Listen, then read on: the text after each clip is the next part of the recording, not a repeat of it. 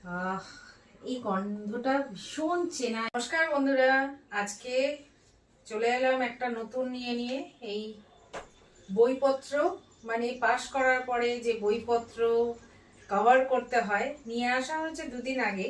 তো বইপত্রটা কভার করতে হয়, সেই কভারের এখন চলবে প্রস্তুতি। কভারটা করতে হবে, কেননা সামনেই 8 তারিখ থেকে স্কুল খুলে যাবে। নতুন স্কুল, নতুন ক্লাস, নতুন বই, সবকিছু নতুন। তো দারুণ লাগে। আমাদের সময়টাও আমরা ভীষণ আমাদের ভালো লাগতো।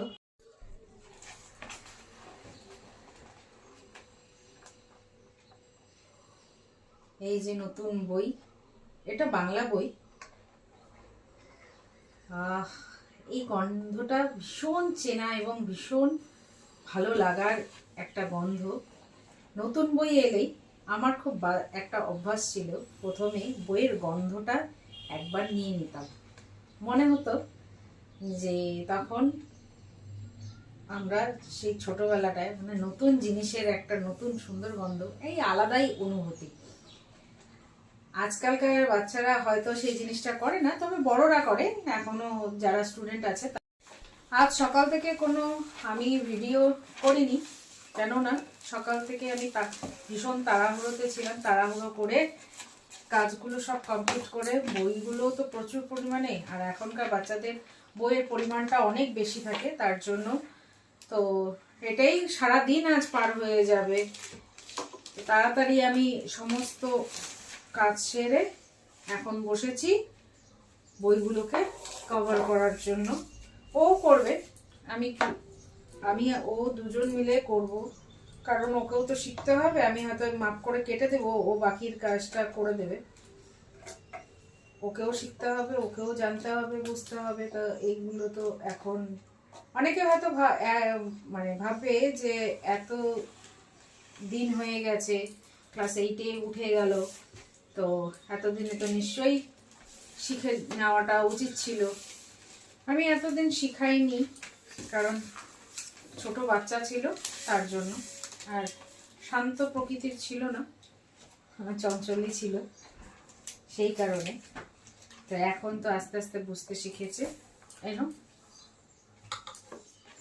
দুজন মিলে করলে অনেক তাড়াতাড়িও হয়ে যাবে, আর অনেক ঝটপট করে নিতে পারবো আমরা।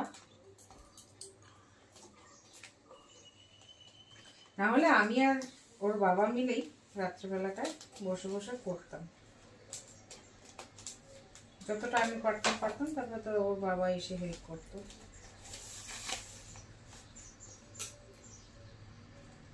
না, কেটে কেটে কোথায় লাগাবে? হাতের উপরে, হাতের উপরে, হাতের উপরে। উল্টো জানোই না, এটা এখানে রাখবে না। তো নতুন ক্লাসে যাবে যখন, তখন কিরকম লাগবে? নতুন ভালোই লাগবে, সুন্দর লাগবে, মজাও আসবে। আমি চাই যে এই বছরটা একটু ভালো যাক। কেন? ভালো ভালো খুব একটা খারাপ হয়নি তো, ভালোই তো হয়েছে। তবে তোমাকে চেষ্টা করতে হবে, চেষ্টা চালিয়ে যেতে হবে, এটাই হচ্ছে কথা। ছোট করো না, বেশি বড় করো। আচ্ছা, টানো, লম্বা টানো তাহলে। হ্যাঁ,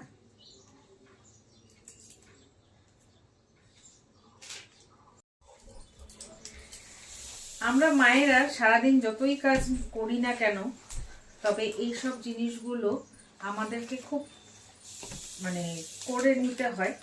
কারণ বাবারা তো সাধারণত বাড়ির বাইরে থাকে। বাবাদের, হ্যাঁ, কিছু কিছু বাবা আছে হেল্প করে, যেরকম ওর বাবাও হেল্প করে। তো সারাদিন পর রাত্রে এসে তখন একটা মানুষ পরিশ্রম করে আসার পরে বলতে ঠিক ভালো লাগে না।